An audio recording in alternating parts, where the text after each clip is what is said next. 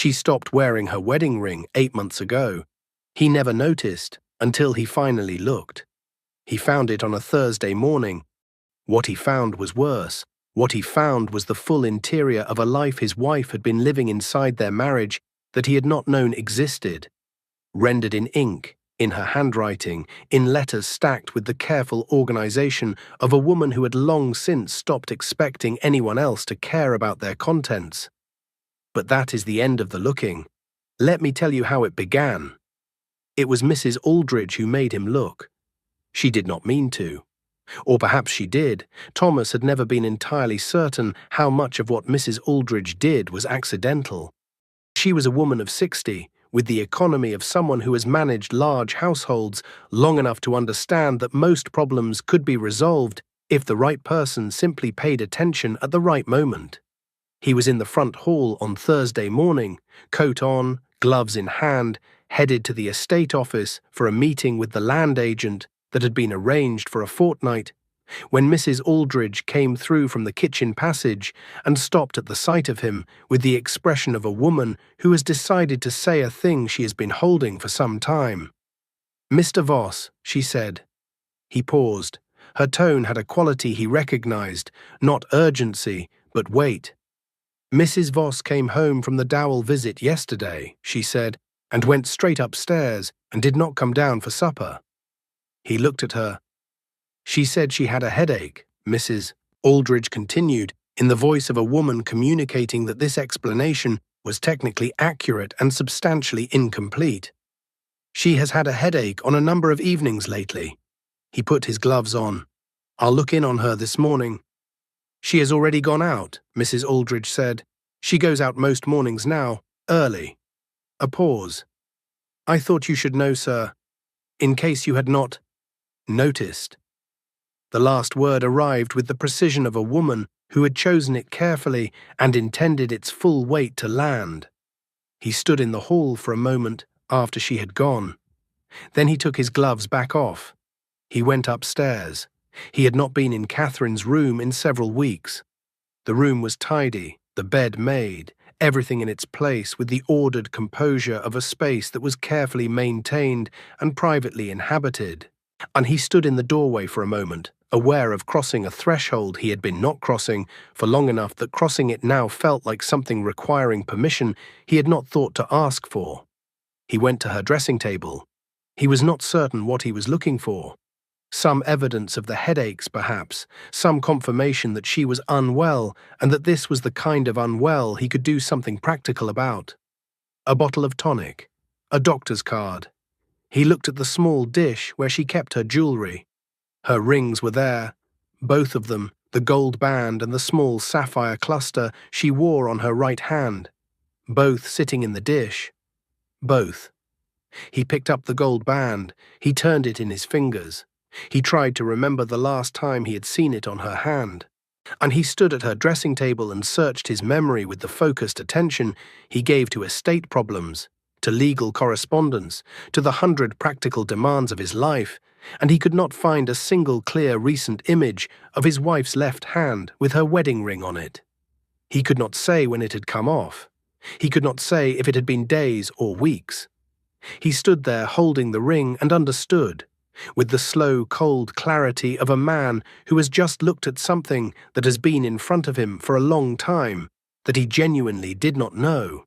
He set the ring down. He noticed the drawer. It was slightly open, not much, just enough that the contents were visible above the lip. A folded handkerchief. A small tin. A packet of correspondence tied with brown string, his name on the outside in Catherine's handwriting. Beneath that, in smaller letters, "Not sent." He stood at the dressing table for a long moment, then he took the packet to the chair by the window and sat down. There were 11 letters. He knew he should not read them. He read them. The first was dated 3 years ago, the November of their 3rd year of marriage, and it began without preamble. "I have been trying to find the right moment to say this to you directly, and I have concluded that the right moment is not going to arrive on its own, so I am writing it down instead. And perhaps I will give this to you tomorrow, or perhaps I will not. But I need to say it somewhere. She had not given it to him. He was reading it now, 3 years later, in her empty room. "I am lonely," the letter said. "I want you to know that I understand this is not a simple thing to hear, and I am not saying it as an accusation. I am saying it because I think you do not know, and I think if you knew you would want to do something about it. Because you are not a cruel man, Thomas. You are a man who has disappeared into his obligations, and I have been waiting for you to come back out, and I am beginning to wonder if you know that you have gone in. I remember the man who wrote me letters before we were married. I still have them. I have kept every one, which perhaps tells you something about how I have been spending the years since you stopped writing them. I read them sometimes, not out of sentimentality, or not only out of sentimentality, but because they are the clearest record I have of who you were willing to be when you thought it mattered to show me. I want to know that man still exists. I would like to be shown, occasionally, that he does. I will probably not give you this letter. I will probably fold it and put it away and tell myself that tomorrow will be a better moment, and tomorrow I will tell myself the same thing, until enough tomorrows have passed that the letter is too old to give. I am telling you anyway. Even if you never read it, I need to have said it somewhere." Thomas sat with this letter in his hands for a long time. Then he picked up the second one. The second letter was from 14 months ago. It was shorter. "I asked you today what you were thinking," it said, "and you said nothing in particular, and went back to your paper, and I sat across the table from you and thought, we have been married 4 years, and I no longer know how to reach you. I am not certain you know I am trying. I have started going through the motions of a conversation with you in my head before I have it in person, rehearsing what I will say and what you will probably say and what I should say in response. I do this because the actual conversations have become so compressed, so efficient, that I need the rehearsal to remember what I actually wanted to ask. What I actually wanted to ask today was whether you were happy, whether you found any of this, our life, the house, the way we spend our days, whether any of it was what you wanted, or whether you woke up at 34 and looked at what you had built and felt the specific disappointment of a man who built the correct thing and found it insufficient. I did not ask you this. I asked you to pass the marmalade. You passed it without looking up." He set the letter down on his knee. Or outside the window, the grounds of Voss Hall went on being themselves. The elm avenue, the walled garden, the northern pastures where the tenants were bringing in the last of the autumn grazing. He had looked at this view 10,000 mornings and found it the uncomplicated pleasure of a man who loves his land. He was not finding it uncomplicated at the moment. He picked up the third letter. The third letter was from 8 months ago, and he understood within the first lines that it was different from the others. The handwriting less composed, the lines slightly uneven, the pressure of the pen heavier. "I have been thinking about leaving," it said. He stopped. "Not permanently. Or perhaps permanently, I have not decided. I have been thinking about what it would mean to go somewhere else for a while, somewhere that is mine, where I am not the woman in the background of someone else's life. I have been so careful not to be a burden. I was raised to be useful, and I have been useful, Thomas. I have been so useful, and I am so tired of being useful to a man who has not looked at me, truly looked at me, with the part of himself that is present. In I cannot remember how long. I know you work hard. I know the estate demands it. I am not asking you to be other than what you are. I am asking you to be what you also are. The man who once wrote me 6 pages about a thunderstorm because he knew I was afraid of them and wanted me to be thinking of his words instead of the sound. Where did that man go? I would like to know. I would like him to come back. I took off my ring today. I put it in the drawer. I don't know what I mean by that exactly. I am not ending the marriage. I am not making a declaration. I think I am marking something. A change in the weather. A way of saying to myself, this is no longer the life I was promised, and I need to stop pretending that it is. and then decide what to do about that. You will not notice. That is the most honest thing I can write tonight. I have taken off my wedding ring and put it in a drawer, and you will not notice. And when I am proved right, I will have to decide what the being proved right means for what happens next. Thomas put the letter face down on his knee. He sat very still. 8 months. The ring had been in this drawer for 8 months, and he had not noticed. He had sat across from her at dinner for 8 months, had passed her in corridors, had occupied the same house, and he had not once looked at her hand closely enough to see that the ring was gone. She had known he would not notice. She had written it down as the most honest thing she could say. And she had been right, and she had been sitting across from him for 8 months being right about him in the loneliest way imaginable. He picked up the remaining letters. There were 8 more. He read them all. They were a record of a woman thinking, carefully and honestly, about her own life, about what she had expected from marriage and what she had received, about the texture of loneliness that came not from being alone, but from being alone alongside someone, from inhabiting the same rooms and the same routines and the same bed in the early years, and then separate rooms, and all the while the distance inside growing in inverse proportion to the practical closeness. She wrote about her charities, not as they appeared at dinner, competent and summarized, but from the inside. A woman in the village whose husband had died and left 3 children and no provision. And Catherine had spent 4 months quietly arranging what the woman needed without telling Thomas, because by that point she had stopped expecting him to be interested. She wrote about books she had read and arguments she had wanted to have with him, and had not started because starting a real argument required a presence she could not locate in him.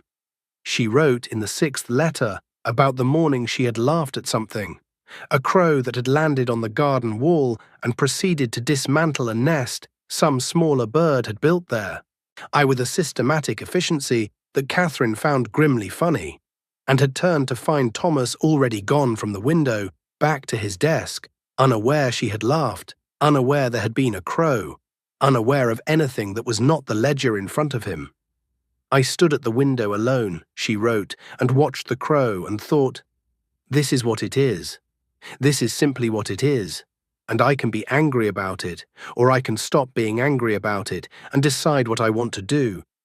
And I think I have been angry for long enough that the anger has become the furniture, and I would like different furniture. The last letter was from 2 weeks ago. It was very short. I think I am going to go to Penelope's for a while, it said. I have not told Thomas. He will not ask where I am going with any real attention. And even if he does, I am not certain I will tell him the truth, because the truth is that I am going because I need to find out whether I miss him when he is not in the room, or whether the room simply feels the same. I need to know the answer to that before I can know anything else.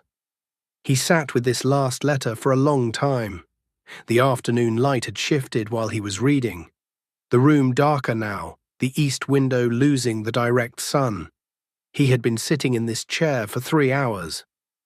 The land agent meeting had happened without him. The estate correspondence was on his desk untouched.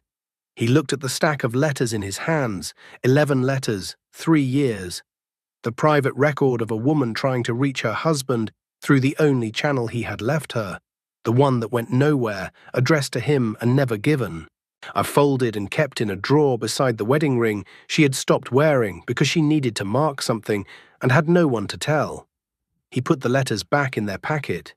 He tied the brown string in the same knot. He put the packet back in the drawer, beneath the handkerchief, beside the lavender pastilles. He put the ring back in the dish where it lived.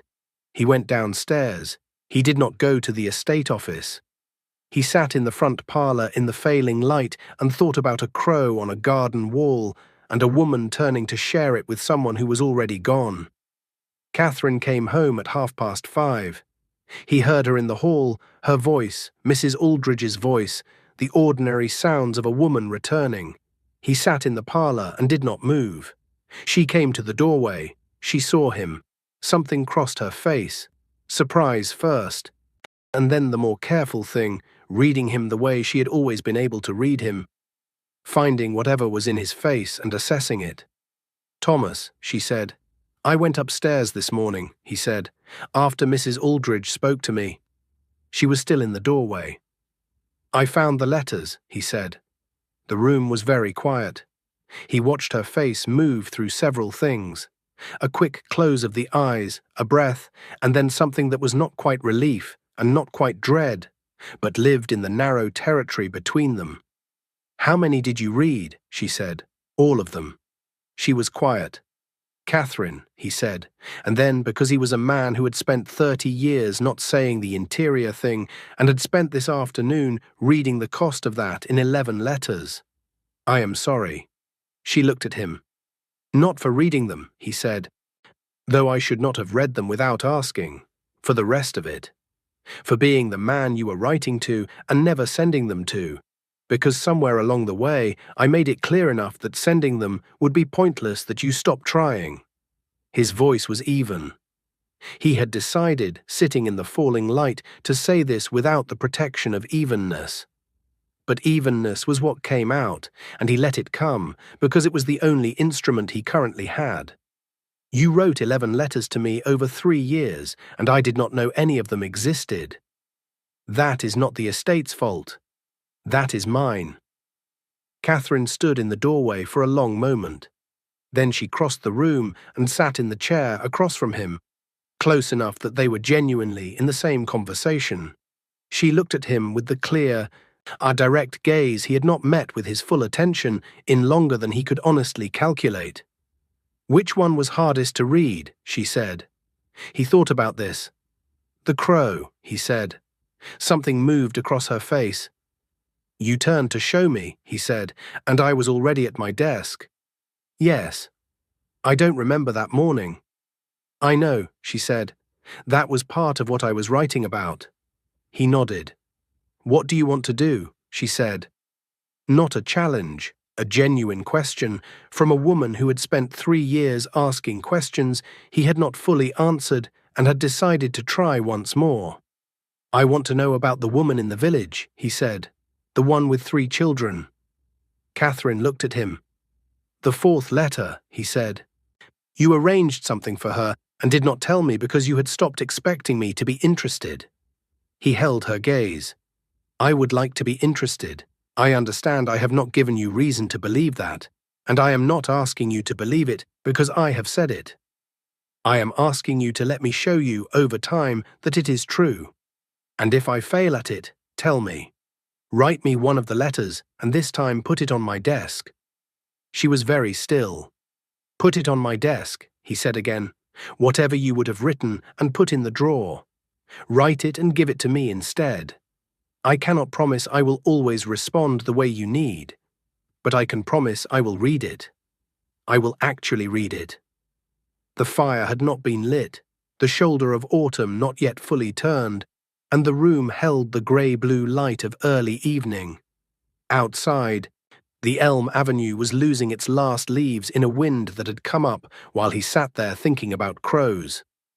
Catherine looked at him for a long time, then she stood. She left the room. He sat in the chair and waited. She came back 2 minutes later. She sat down. She put the ring on the table between them, the thin gold band, the small oval sapphire, her mother's stone. She did not put it on. "The woman's name is Mrs. Dowell," she said. "She has a girl of 9 and twin boys of 6. Her husband was a tenant on the Farrow farm. He died in February of a chest complaint that the doctor might have caught earlier if they had been able to pay for the earlier visit." She looked at him steadily. "I arranged for the boys to attend the village school on a reduced fee, and I have been supplementing the family's income through the parish charity in a way that does not make Mrs. Dowell feel like a recipient of charity. She is a proud woman. It required some thought." Thomas looked at her. "Tell me the rest," he said. She told him, and he listened, not heard, but listened with the part of himself that had been at the desk and the ledger and the correspondence for 5 years while his wife stood at windows alone. He listened until the room was fully dark, And Mrs. Aldridge appeared to ask about dinner, and Catherine told her 20 minutes, and Mrs. Aldridge looked between them with the expression of a woman revising several long-held conclusions. When Mrs. Aldridge left, Catherine picked up the ring from the table. She turned it in her fingers. She put it down again. "Not yet," she said, quietly, to herself as much as to him. "Yes," he said. They went in to dinner. She talked. He listened. Outside, the wind took the last of the elm leaves, and the house settled into the sounds of an evening, and something that had been held very still for a very long time began, without announcement, to move. 3 weeks later, a letter appeared on his desk. Not slid under the door, not left with the morning post, placed in the center of the blotter where he could not miss it. His name on the outside in her handwriting. No annotation beneath it this time. No, not sent. He opened it before he opened anything else. "There is a family of starlings in the south eave," it said. "I discovered them this morning when I went to open the bedroom window and found a nest the size of a soup tureen wedged against the frame. I counted at least 4 chicks by the sound of them, though they are well hidden. I thought you should know in case the noise reaches you in the office. I find I do not mind it.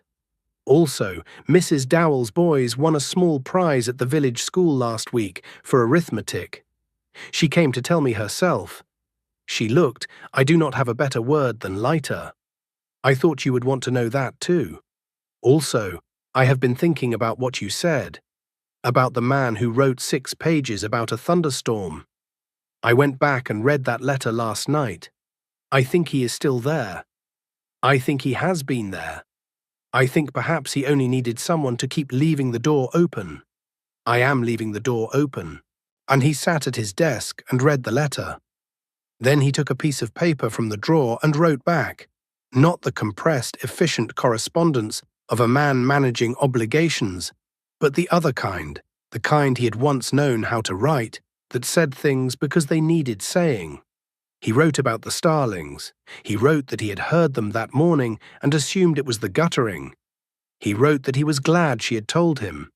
He wrote 3 sentences about Mrs. Dowell's boys that were not about Mrs. Dowell's boys at all, and she would know that, and he was glad she would know it. He left the letter on her dressing table before she woke. The crow came in November. A different crow, or perhaps the same one. Or they had never established whether crows returned to the same gardens, landing on the wall with the same proprietorial confidence and proceeding immediately to an investigation of the dormant rose canes that suggested extensive plans. Catherine was at the window. Thomas was at the breakfast table with the morning paper. He heard her make a small sound, not quite a laugh, the thing before a laugh, when something catches you before you can prepare for it. He put down the paper. He crossed the room. He stood beside her at the window. The crow had found something in the rose canes and was extracting it with a focused intensity that was, Thomas had to admit, genuinely compelling. He watched. Catherine watched. Outside, the crow worked on, indifferent to its audience. After a moment, Catherine said without turning, "He comes every November. I have been watching him for 3 years." "I didn't know," Thomas said. "I know," she said. They stood at the window together until the crow, satisfied or discouraged, it was impossible to say which, lifted from the wall and was gone. The ring went back on in February, on an ordinary Tuesday morning. He did not see it happen. He came down to breakfast, and she was already at the table with the post and her tea, and the winter light came through the east window the way it always did at that hour, and it caught her left hand, and the sapphire was there. He sat down. He poured his tea. He said nothing about the ring because there was nothing to say about the ring. It was simply there, where it belonged, on an ordinary morning, which was perhaps what both of them had been quietly working toward without naming it. She looked up from the letter she was reading. She looked at him, looking at her hand. She held his gaze. He held it back. Outside, the elms were bare against a pale sky, and the house was warm, and somewhere in the south eave the starlings had returned. or new ones had come, it was impossible to say. More stories like this one when you subscribe. If someone came to mind while you read this, send it to them. Subscribe for more. New stories every week.